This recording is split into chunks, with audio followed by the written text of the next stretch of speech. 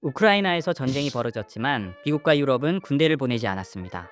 대신 수십억 달러의 자금과 무기를 지원하고 경제 제재라는 무기를 선택했습니다. 러시아의 경제 능력을 제압하고 전쟁 지속 능력을 약화시킨 이 경제 제재 전략은 러시아를 넘어 국제사회 전체에 영향을 미치고 있습니다.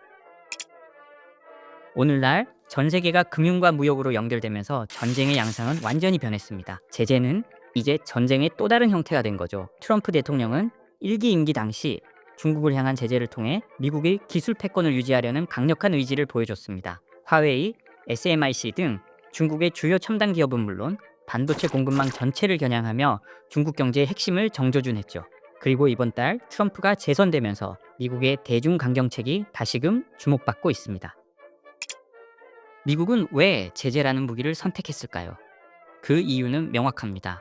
전쟁은 비용이 많이 들고 인명피해를 동반하지만 제재는 한 방울의 피도 흘리지 않고 상대국에 큰 타격을 주는 현대적 전쟁 도구이기 때문입니다. 예를 들어 이란 제재를 통해 미국은 이란만이 아니라 이란과 거래하는 다른 국가의 기업들까지 압박했습니다. 이는 적국을 고립시키고 미국의 경제적 패권을 공고히 하는데 효과적이었습니다. 미국의 제재 전략은 국제금융 시스템, 특히 달러를 중심으로 작동합니다. 달러를 사용하는 모든 국가는 미국의 제재를 피할 수 없습니다. 현재 미국 제재의 영향을 받는 국가는 전 세계의 약 3분의 1에 달하고 이는 국제 경제와 무역 흐름에 직접적인 영향을 미칩니다. 미국은 경제 제재를 통해 글로벌 경제 질서를 좌지우지할 수 있는 막강한 힘을 가지게 됐습니다. 미국의 제재는 갈수록 빨라지고 강력해지고 있습니다. 오바마 정권 8년 동안 약 2,350건, 트럼프 1기에는 3,900건, 그리고 바이든 행정부 들어서는 6,000건 이상의 제재를 단행했죠. 미국은 제재를 단순한 외교적 도구를 넘어 국제사회에서 지배력을 강화하는 핵심 전략으로 활용하고 있다는 것입니다. 러시아는 미국의 제재를 우회하기 위해 다양한 전략을 사용하고 있습니다. 유령 선단을 통해 석유를 중국과 인도로 수출하거나 암호화폐를 통해 금융거래를 유지하고 있습니다. 중국도 미국 제재로 기술적 압박을 받는 가운데 AI와 반도체 기술의 자립을 강화하고 있습니다. 한국은 GDP의 약 40%를 수출에 의존하는 경제 구조를 가지고 있습니다. 반면 미국은 수출 비중이 10%에 불과하죠.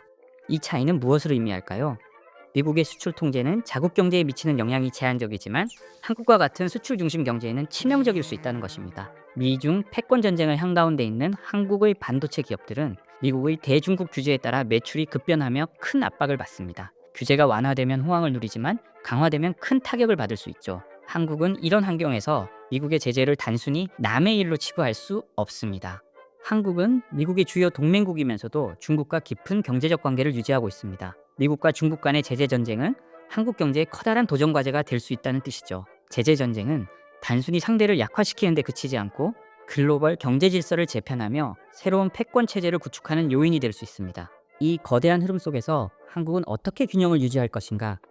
그 답을 알기 위해서는 트럼프 2기를 맞으며 시작될 글로벌 제재 폭풍의 동향을 유심히 살펴봐야 합니다. 다음 편에선 더 구체적인 글로벌 제재 사례와 함께 만나보겠습니다.